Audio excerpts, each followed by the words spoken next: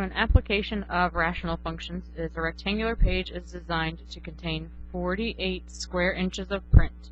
The margins at the top and bottom of each page are 1.5 inches deep, and the margins on each side are 1 inch wide. So what should the dimensions of the page be so that the least amount of paper is used? So if we draw a picture, the print in the center has to be 48, or the whole page I should say, has to be, or the print should be 48 inches. So if we say this is X and this is Y, then the area of the print would be X times Y, which should be 48. And then the area of the paper, the top and bottom margins are 1.5 inches, and the margins of the side are 1. So total, that would be X plus 3 and Y plus 2. So if we take our first area equation and solve that for Y, then we would have Y equals 48 over X, and then we can replace the Y down here using substitution as 48 over X plus 2. To make this more of a fraction instead of just having one fractional part, we can make common denominators, so you'd have to multiply that 2 by X, and then put the whole thing over X.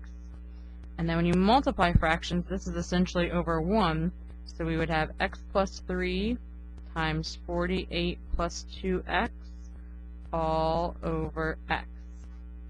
So what you need to do is graph that equation in your calculator.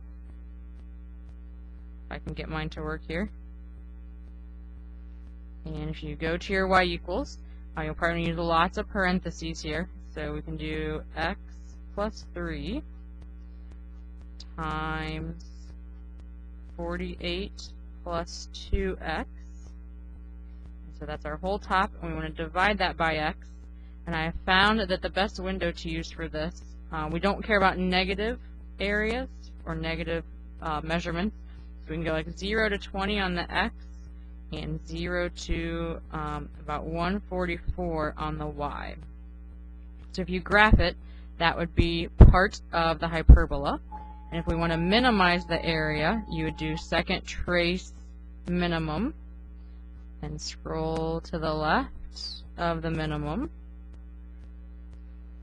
and scroll to the right.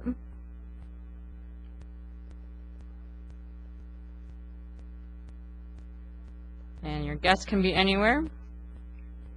And so that tells us that the X should be about 8.49. And if you plug that back in then to our equation up here, we would get that Y equals 5.66. And so if we plug that back in to our paper equation, we would get that the dimensions are 7.66 by 11.49.